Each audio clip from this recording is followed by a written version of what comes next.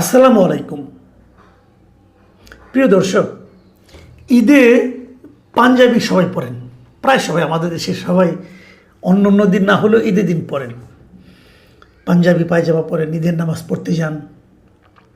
এবং গত কয়েক বছর ধরে আমি দেখছি যে পোশাক হিসাবে, ছেলেদের পোশাক হিসাবে পাঞ্জাবির একটা বেশ গুরুত্ব বেড়ে গেছে।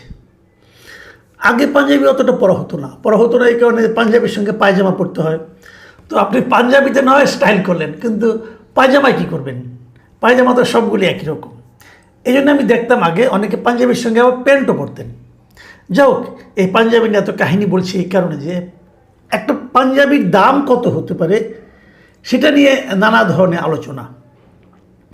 দাম যত বেশি হবে তত মনে করেন আপনি জাতে উঠলেন, তাই না?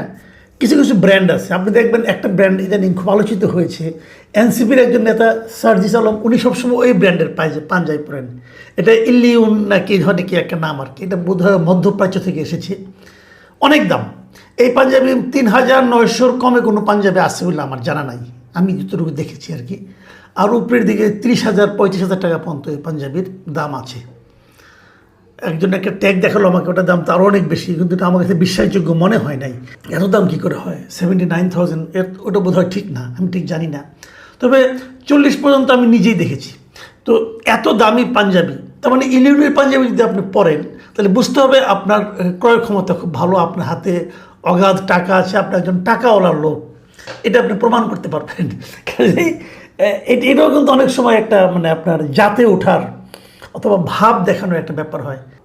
তো এরকম আরও অনেক কোম্পানি আছে, অনেক ব্র্যান্ড আছে যাদের পাঞ্জাবির দাম বেশি। আপনি যদি কখনো বিশাল সেন্টারে, মগবাজারের বিশাল সেন্টারে প্রিন্স ডিপার্টমেন্ট স্টোর আছে একটা, যদি ওখানে কখনো যান, ওখানেও পাঞ্জাবির অনেক দাম। ওদের পাঞ্জাবির দামও মানে এরকম মানে 4.5, 5, 6, 7, 8 এরকম অনেক অনেক টাকা দামের পাঞ্জাবি ওদের আছে। এই পাঞ্জাবি নিয়ে আলোচনাটা এই কারণে করছি যে একটা কম দামি পাঞ্জাবির দোকান, মানে একটা দোকান, নতুন একটা ফ্যাশন হাউস, নতুনও ঠিক না, মোটামুটি আগে থেকে চলছে এটা, একটা ফ্যাশন হাউস, নাম হলো নবীন ফ্যাশন হাউস। এই নবীন, ওরা পাঞ্জাবিটা বিক্রি করতো খুবই কম দামে। এবং নবীনের সারা দেশে প্রায় 21টার মতো শোরুম আছে, বিভিন্ন জায়গায় আছে। এবং ওদের পাঞ্জাবির বৈশিষ্ট্য একটাই, খুব কম দাম। এবং সেই কম দাম কত, ধরেন আপনি 500, 400 এরকম দামে পাঞ্জাবি তাদের আছে। সবশেষে একটা দেখলাম যে ওদের যদি আপনি 2টো পাঞ্জাবি কিনেন তাহলে নাকি 4টা ফ্রি পাওয়া যাবে।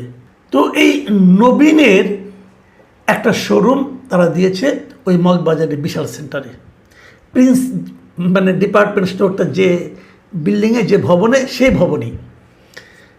এখন প্রিন্সে বিক্রি হচ্ছে যেটা 1000-এ, সেই জিনিসটা এখানে পাওয়া যাচ্ছে 100-তে, মানে 5,000 অথবা 500 এরকম ডিফারেন্স আছে। কোয়ালিটির অবশ্যই পার্থক্য আছে, কিন্তু এদের একটা ডিজাইন, ওদের একটা ডিজাইন, কিন্তু দামটা কম। এটা নিয়েই যত গণ্ডগোল। এবং নবীন পাঞ্জাবিকে এত কম দামে পাঞ্জাবি তারা কেন বিক্রি করছে, এই জন্য তাদের মালিককে রীতিমতো হেনস্থার মুখে পড়তে হয়েছে। এবং সেই হেনস্থার মূল উদ্যোক্তাকে ওই প্রিন্স ডিপার্টমেন্ট স্টোরের যিনি মালিক, যার নাম সম্ভবত মাইকেল, মানে আমি যতটুকু দেখেছি আর কি বিভিন্ন পত্রপত্রিকায়, উনি এসে তাকে হুমকি দিচ্ছে, তুমি কেন এত কম দামে পাঞ্জাবি বিক্রি করছো? এবং এত কম দামে যদি তুমি পাঞ্জাবি বিক্রি করো তাহলে ফুটপাথে যে বিক্রি করো, শোরুম দিয়েছো কোনো, ফুটপাথে যাও অথবা তুমি রিলিফের মতো সবাইকে বিলিয়ে দাও, কিন্তু তুমি এখানে ব্যবসা করতে পারবে না। এখানে ব্যবসা করতে হলে এদের এই ভবনের এক নিয়ম আছে, এখানে ওখানে নাকি 4,000, মানে ওনার কথা না, এটা আমি পরে অন্য বিভিন্ন রিপোর্টে দেখেছি, যেখানে কোনো পাঞ্জাবি 4,500 টাকার কমে কোনো পাঞ্জাবি বিক্রি করা যাবে না, এবং 1,500 টাকার কমে কোনো পায়জামা বিক্রি করা যাবে না।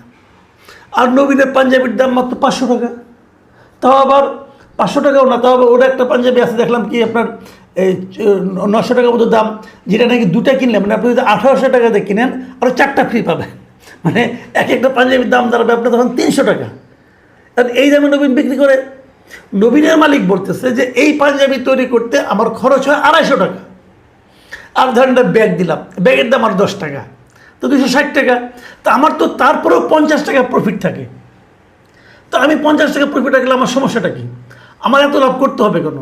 আমি লাভ কম করব, বিক্রি করব বেশি। ওনার কথা সহজ, উনি বলেন এটা আমি পারি এই কারণে আমার এখানে যারা কর্মী আছে, প্রায় 600 কর্মী আমার সঙ্গে কাজ করে, যার মধ্যে 105 জনই নারী। ওই যে এরা সবাই একসঙ্গে বসে থাকে, খাওয়া দাওয়া করে, করে। এদের মধ্যে অনেকে আছে যারা নাকি আপনার কিছুটা বিকলাঙ্গ, অনেকে আছে যারা নাকি আপনার অতটা সুস্থ নয়, কেউ আছে যে মাদকাসক্ত ছিল আগে, তাদেরকে পুনর্বাসন করা হয়েছে, তারা একটা কাজের সন্ধান করছিল, তাদেরকে আমি কাজ দিয়েছি। এই সমস্ত লোকজনকে আমি কাজ দিয়ে তাদের দিয়ে আমি কাজটা করাই, এবং তারা আমার এখানে হ্যাপিলি কাজ করে, এখানে খায় দায় সব কিছু করে। তো আমার তো খরচ কম, আমার কম খরচ হলে আমি কম লাভ করব। দেখেন নবীনের যে লজিকটা, এই লজিকটা কিন্তু আপনি উড়িয়ে দিতে পারবেন না। এখন প্রশ্ন হচ্ছে আশেপাশের যে দোকান আছে তাদের কী হবে? তারা যেটা বলতে যাচ্ছে যে আমি তো অনেক টাকা খরচ করে এখানে শোরুম নিয়েছি, আমার এনে ইনভেস্টমেন্ট বেশি, আমার কাপড়ের কোয়ালিটি, এখন আপনার কাপড়ের কোয়ালিটি ভালো, সে ঠিক আছে মানলাম, কিন্তু ওই কোয়ালিটির দর্শক নিশ্চয়ই আপনার গ্রাহক নিশ্চয়ই আপনার এখানে যাবে, তারা কিনবে। তো নবীনের এখানে বেশি ভিড়, এটা আপনার সহ্য হচ্ছে না কেন? আপনার গ্রাহক যদি নবীনে আসে তাহলে আপনি নবীনের পথে আসেন। এটা তো ওপেন মার্কেট ইকোনমি, আপনি তো আরেকজনকে বিক্রিতে বাধা দিতে পারেন না। এটা হলো লজিকের কথা, কিন্তু ওনারা লজিক মানবেন কেন? কারণ ওনারা পাওয়ারফুল লোক। থানার হাতিরঝিল থানা পুলিশে ডেকে এনেছে, ওসি আসছেন, ওসি এসে প্রথম ওই প্রিন্সের দোকানে যে বসেছেন, বসে তারপরে এসে ওনাকে হুমকি দিয়ে দোকান বন্ধ করে দিয়ে, পুলিশের উপস্থিতিতে ওনাকে হুমকি দেওয়া হয়েছে এবং দোকান বন্ধ করে দেওয়া হয়েছে। তাহলে কী দাঁড়ালো? পুলিশের ভূমিকাটা কী দাঁড়ালো? পুলিশের ভূমিকা হলো একজন লোক সৎভাবে ব্যবসা করছে, একজন লোক মানুষকে কম মূল্যে তাদের পছন্দ অনুযায়ী জিনিস সরবরাহ করছে, সেটাকে থামিয়ে দেওয়া। এটা কি পুলিশের কাজ বলেন?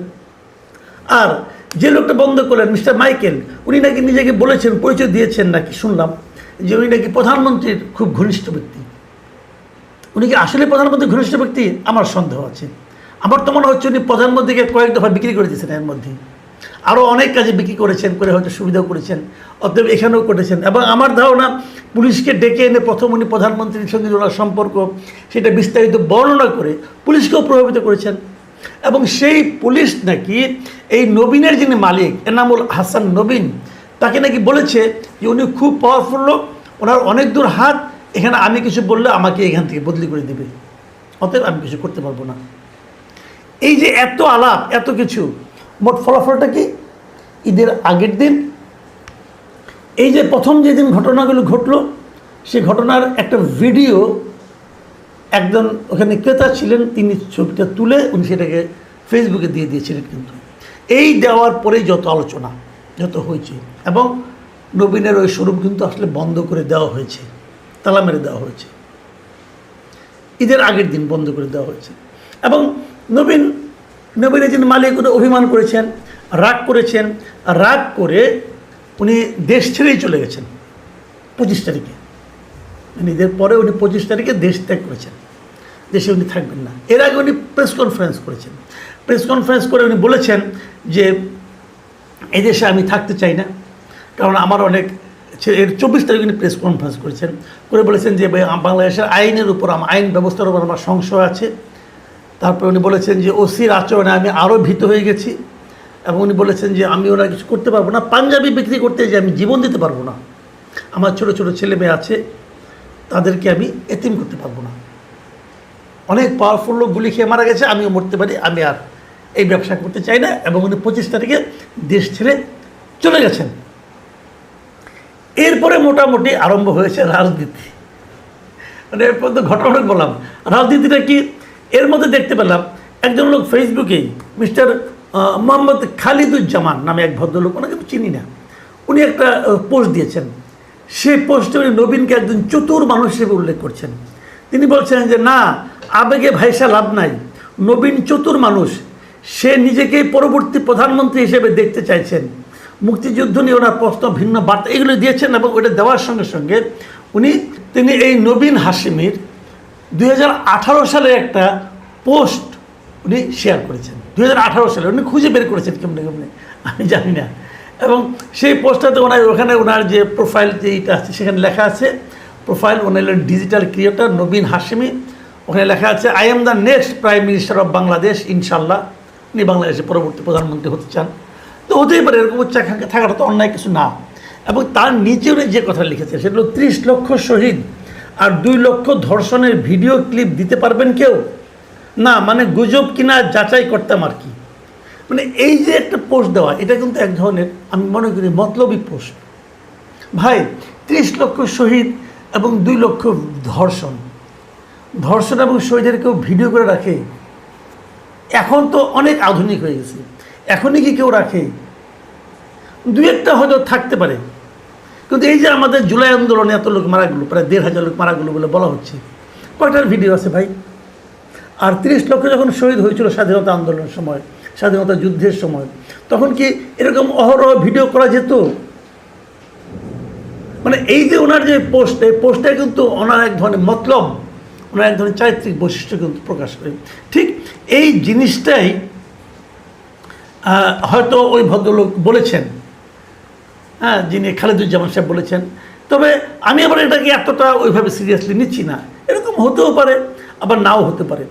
কিন্তু এরপরে আরেকটা রাজনীতি দেখলাম, একজন বলছেন যে হাসনাত আবদুল্লাহর মধ্যস্থতায় নাকি নবীনের অন্য সবগুলি শোরুম খুলে দেওয়া হয়েছে, এবং কেবল মগবাজারটা বাদ দিয়ে।